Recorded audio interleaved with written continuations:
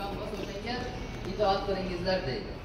Itoatning samarasi shuki, qarang, hayotimizda doimo muvaffaqiyat erishamiz. Bu joyda biz 90 kishi bo'lsak, domla 1 kishi. Shuning uchun domla o'ngga desa o'ngga, chapga desa chapga. Qandaydir bir savol bo'lsa, domladan tortinmasdan so'rashligimiz kerak. Agar biz tortinib, ibodatimiz nuqson bo'lib qoladigan bo'lsa, unda o'zimiz aybdor qilishligimiz kerak. Shuning uchun bu o'rinsiz savolmi yoki o'rinmasmi, faqat hammasini nima qilamiz? Domladan tortinmasdan so'raymiz. Yana bitta narsa aytaylik. Alloh taolo Qur'on karimda aytgan. Bu joyga nima uchun keldik dedik? 14 kunlik ibodat qilishlik uchun. O'sha bitta oyat karimaga ergashib amal qilishlik uchun keldik. Nechta ekan hojana? Bitta. Qarang, bitta. Inshiro surasida aytgan, bir ishdan to'xtadikmi, ikkinchi ishga nima qilamiz? O'tamiz.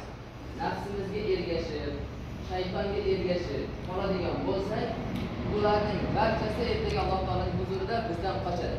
Chunki Alloh taolo Qur'onda aytadiki: "Va la tubaddir tabdirodi." Vaqtingizni isrof qilmanglar deydi.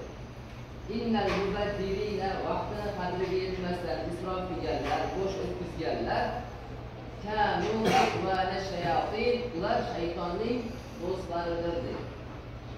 Shayton aytadi qiyomat kuni borgan bo'lsa. Vaqola shayton boshqa oyatlarda aytadi, vaqola shayton. Alloh aytadiki, Allohning va'dasi haqmidir? Haq deydi. Men ham va'da berganman deydi. Sen ozgina oyog'ing og'riyapti, yot deydi. Hozir vaqting yo'q.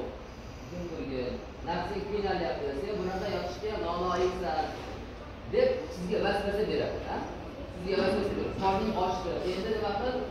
Borxonaga bor. Qanday qorning ochib ketdi deydi. Charchading endi yot. Shayton shularni va'da qiladi. Lekin oyatda davomida aytadiki, albatta men va'da berdim. Lekin deydi, men va'dani ixlof qildim deydi. Orqasidan aytadiki, mening dunyoda ekan sizlarning ustingizda bir sultonligim yo'q edi deydi. Sultonligi bormi? Bizning qo'limizdan majbur shart ketyaptimi? Yo'q. Biz faqat nima qilar ekan? Da'vat qiladi. Da'vat kerak, banda kel deydi. Agarda biz ergashib turib, qiyomat kuni huzuriga boradigan bo'lsak, Alloh taolaning huzuriga borib, shunday yordam bersa, qaysi vaqtda qaysi joyda turganmiz, o'sha joyga bordik. Shuning uchun biz vaqtlarimizni qadriga yetaylik. Nafsimizni ham qo'llamaylik. Men yaxshiman demaylik. Men yaxshiman, shuning uchun bu joyga keldim demaylik. Yusuf alayhissalom bilamiz. Yusuf alayhissalomning iftiroti bor. Iftiro qilganda podshoh keladi. Sen shu ishni qildingmi deydi. Yusuf alayhissalom yo'q deydi. Sen deydi o'z nafsingni toplayapsanmi deydi. Deganda Yusuf alayhissalom aytadiki, "Va ubaddiu nafsi, men nafsimni toplaganim yo'q" deydi. Inna nafsa albatta nafs yomonlikni buyuradi deydi. Nafs nimani buyurar ekan? Yomonlikni buyuradi. Shayton nimani buyurar ekan? Alloh taolo qaytargan narsalarni buyuradi. Biz vaqtimizni bo'sh o'tkazdik deb buyuradi. Shuning uchun biz nima qilamiz? Bularni gapiga parvo qilmasdan Alloh taolodan ibodatga keldikmi, o'zimizni ibodatga qarshida qilamiz. Qaysidir bir vaqtda Madinaga kelib, qiynalsa deydi. Yurganda qiynalsa, ovqat yeyotganda qiynalsa, yotgani qiynalsa, uyqusizlikda, yotolmasa, mana shu qiyinchiliklari deyapti. Uning gunohini kechirishligiga sabab bo'ladi. Bir, ikkinchisi, men uni qiyomat kunida shafoat qilaman deb payg'ambarimiz va'da berdi. Va'da berdi. Hech qaysi bir inson o'zini amali bilan kirmaydigan ekan. Bir inson 500 yil ibodat qiladi. Bitta gunohi bo'lmadi. 500 yil ibodat qilib, bitta gunohi bo'lmadi.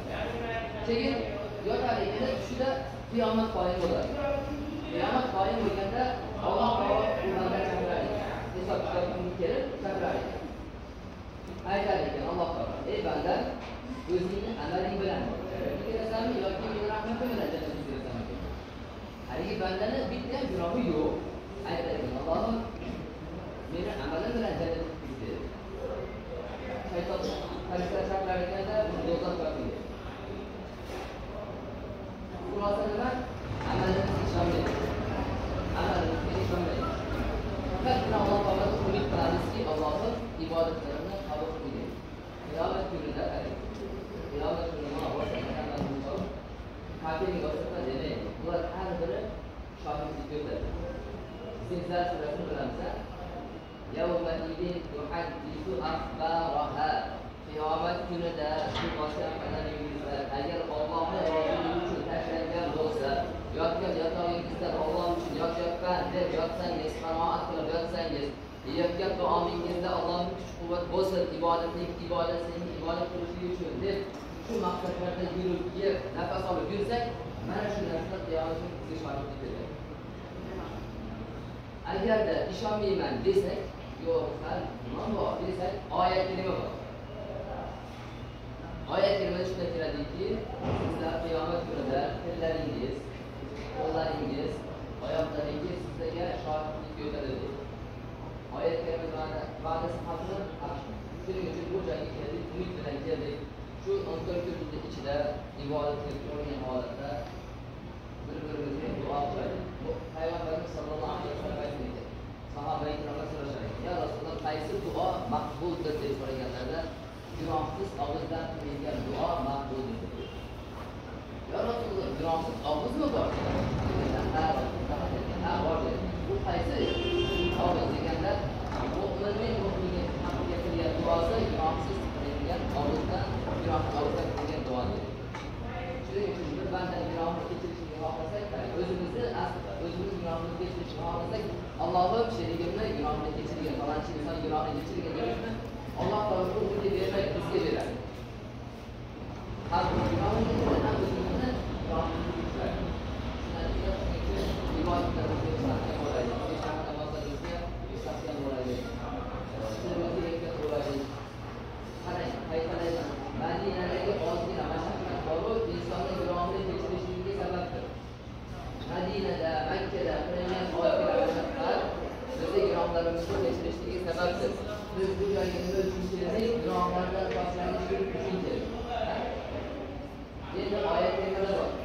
Qaysi bir banda haqiqiy ma'noda Alloh taologa tavba qilsa, o'sha tavba qilgan insonni Alloh taolo gunohlarini kechirgan bo'lsa, oldingi qilgan gunohlari bor, ularni kechirgan xohlasa, o'sha qilgan gunohini savobga aylantirib qo'yar ekan. Alloh taolo qodirmi? Qodirdir. Tilimiz gapiryaptimi? Qo'llarimiz gapiradi.